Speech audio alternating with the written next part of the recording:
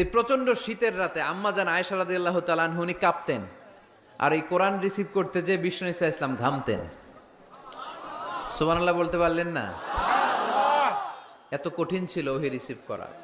ইন্না সানুলকি আলাইকা কওলান সাকিলা, নবী হে এই কোরআনের বাণীটা অনেক সাকিল, ভারী, এত ভারী ওটের উপর বসে থাকা অবস্থায় যখন কোরআন নাজিল হতো তখন রাসূল সাল্লাল্লাহু আলাইহি ওয়াসাল্লাম যে ওটের উপর বসে আছেন ওটের পা গুলো জমিনে গেড়ে যেত।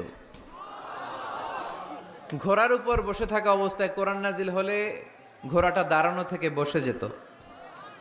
মাঝে মাঝে সাহাবাদের গায়ে হেলান দিয়ে পায়ের মধ্যে মাথা রেখে রাসূল সাল্লাল্লাহু আলাইহি ওয়াসাল্লাম শুয়ে থাকতেন। এক সাহাবীর পায়ে মাথা রেখে আল্লাহ রাসূল সাল্লাল্লাহু আলাইহি ওয়াসাল্লাম শুয়ে আছেন, তিনি টেরই পাচ্ছেন না। হঠাৎ করে কোরআনের আয়াত নাজিল হতে লাগলো। সাহাবী বললেন, হঠাৎ করে আমি টের পেলাম বিশ্বনবীর মাথাটা অনেক ভারী হয়ে গেল। আমার মনে হচ্ছে যে রাসূল সাল্লাল্লাহু আলাইহি ওয়াসাল্লামের মাথার ভারে আমার পায়ের হাড্ডি ফেটে খান খান হয়ে যাবে। সুবহানাল্লাহ পড়েন। তো এই কঠিন কোরআন যখন রাসূল সাল্লাল্লাহু আলাইহি ওয়াসাল্লাম রিসিভ করতেন তিনি ঘেমে যেতেন। আবার মাঝে মাঝে সাইয়েদনা জিবরাইল আলাইহিস সালাম সরাসরি ওনার সূরাতে আসতেন কোরআন নিয়ে।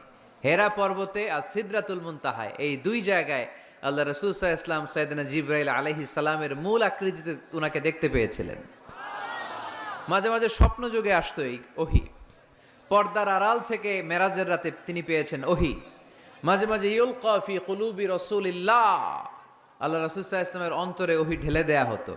আর মাঝে মাঝে মিসলা সাউতিন নাহাল, মৌমাছির ভনভন ভনভন আওয়াজের মতো কোরআন নাজিল করতো কে?